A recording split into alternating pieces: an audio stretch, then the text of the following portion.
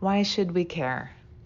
We may not be able to change the world, but with incremental acts of kindness and compassion, we definitely plant the seeds for a better world and a richer, healthier, and happier life for ourselves and others. It's important today, with the times, to look at how we can be kinder, more compassionate, more present. Let's look at the effects of kindness on ourselves, others, and the world. As human beings, we are hardwired to perceive threats and act in our own defense. We are equally hardwired to also receive and give kindness and show caring and compassion. We must not forget this. In fact, our very survival depends on it. Unlike many living creatures, we are utterly helpless when we are born and depend completely and utterly on the selfless care and kindness of other people for support, sustenance, and safety much longer than any other living being on the planet. Everyone who has survived infancy has experienced unreciprocated kindness and caring. We need to remember this. It's a wild world. Over time, as we grow, we do receive a lot of different messages that fly in the face of our kind and caring natures. We are told to toughen up. We learn that the world can be competitive and we need to compete. We're told that it's a harsh place where we need to look out for number one. While indeed we do have to look out for ourselves, there are times where we are going to be competing for a place on the team, a spot in a college or university of our choice, a job, and in other scenarios. But this does not mean that we should turn off our compassionate and caring nature. By doing this, we just expense ourselves and others. The benefits of caring. Cartoonist Scott Adams once said, "There is no such thing as a small act of kindness. Every act creates a ripple with no logical end." I always say, when you're in pain, you spill over onto others. But when you're in a good place and you're doing kind things, you also spill over onto others in a positive way. We benefit exponentially, even from the smallest acts of kindness in many ways. As anyone who's been stuck in traffic, we always appreciate somebody letting us in. And by doing so, other people observe and may also pay it forward. In a busy store, parking lot, amusement park, entertainment venue, a restaurant, virtually anywhere where people convene, find themselves time pressed, space pressed, patience is low, and where conditions cause stress, there are plenty me first behaviors on display. We can choose in those times to be caring and kind to others. This models strength and character in yourself, which also positively influences others and spreads far and wide. At least we need to believe that, as one change in you could make a number of changes around you as well as in the world. Kindness and caring, after all, is infectious. With today's news and difficulties and challenges out there in the world, I've been encouraging people to meditate and go inwards and focus on meditating to be in a peaceful state so that they can spill over onto others a peaceful vibration which spreads around to the world being in peace. It is important for us to care right now for ourselves, others, and the world, but do it in a manner of first working on yourself. Why should we care? There are so many benefits for those acting in caring and kindness to others. Being kind is beneficial to the person carrying out the act, both psychologically and physically, right down to the cellular level.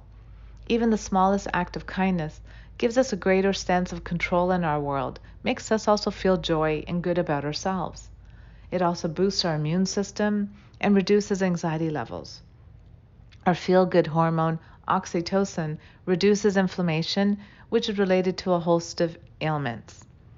Of particular significance at this time in the world where COVID has left many people struggling with anxiety and worry, caring and compassion can make the world a little kinder and a less scary place to be in. When we are kind to others, we get out of our own heads, engage with others positively, and then we also help them get out of their heads as well. For people with social anxiety who are struggling with irrational cognitive distortions and fears of being singled out, judged, ridiculed, ignored, and ostracized, they feel awkward, insecure, and bad about themselves. By being an instigator of an act of caring and kindness towards these people, we create a positive memory for them. And this brings them back into the present and affirms good things about themselves. It does the same thing for people struggling with generalized anxiety disorder right now, which is chronic excessive worry about real-life concerns. These people struggle with excessive levels of worry, overthinking, ruminating, and anxious about several areas of their lives. By being kinder, we bring people to a grounded state where they can live in the here and now. Kinder, gentler feedback, choosing to withhold negative feedback from friends, colleagues, and family members who seek your guidance, opinions, and approval, and choosing a more compassionate way of expressing concerns and reservations can have a beneficial effect. A kinder way of responding to others not only leads to better communication, it lowers the risk of unnecessary conflict and unintentional residual negative feelings, as well as low self-worth for the person seeking validation or feedback. It is important for us to recognize that when we receive negative feedback, we don't have to keep talking about negative things and spreading it. We could actually be the person who stops the pattern and the channel of it continuing. Removing judgment and bringing in kindness and caring when voicing our opinions can create tremendous positive shifts in interpersonal and professional relationships. A mindful new beginning, armed with the knowledge of the many benefits to ourselves and others, we each can be mindfully practicing kindness and caring in everyday situations. Let's start small, maybe by holding the door open for a parent struggling with a stroller and packages, letting someone with one or two items ahead of you in the grocery store line, giving up your seat on the train or bus to someone who seems like they need it more. Pay attention on how you feel when you do such behaviors, how the recipient of your thoughtful act responded to your kind gesture, and how others around you observe this event. Think of how you feel in the moment, how different your experience would have been if you had not made this effort in a caring manner. When we're paying attention, the benefits of caring and compassion will be unmissable, and the caring and kindness can become a healthy, pattern for us, but also a healthy pattern for the world we live in. Let's take a mindful moment right now to deeply breathe in and out and reflect on the need to care today, the need to be more caring and compassionate and kind. Let's look at our lives and reflect on where I can bring more kindness in, more compassion, more gentleness in. Let's take a deep inhale in and breathe out. Another deep inhale in and breathe out. Allow yourself to reflect for a mindful moment on why we should care and how you can bring more caring and compassion into your day-to-day life.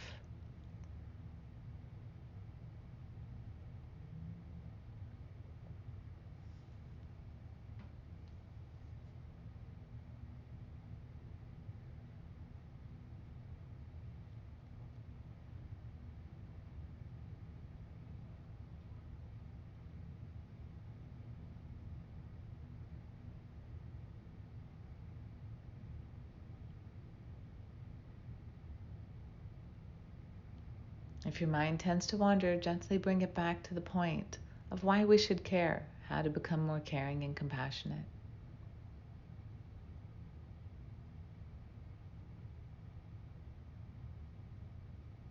As I gently bring you back from this mindful moment, I challenge you to dare to care. Bring in more care and kindness in your everyday life is a choice. Let's start choosing it. Start small and simple and see what joy it brings you and where it leads. Here are 5 ways to get started. Start with one intentional act of kindness a day. Do it mindfully. A simple gesture that helps someone, even in the smallest of ways, could mean the world to somebody who's having a tough time. Bringing joy brings us joy too. Remember that. Start with one intentional act a day. Check an impulse to react negatively to someone who has acted thoughtlessly or selfishly. Remember, when people are in pain, they spill over onto others. We don't need to personalize behaviors that are done negatively. We need to have compassion for people who might not be in the proper health or state to be in a kinder place. Choose a kinder way to respond when asked for your opinion. Pay attention to how caring for others makes you feel and how it shifts the mood and behavior of other people around you. There's always a ripple effect. Let's make sure it's a good one.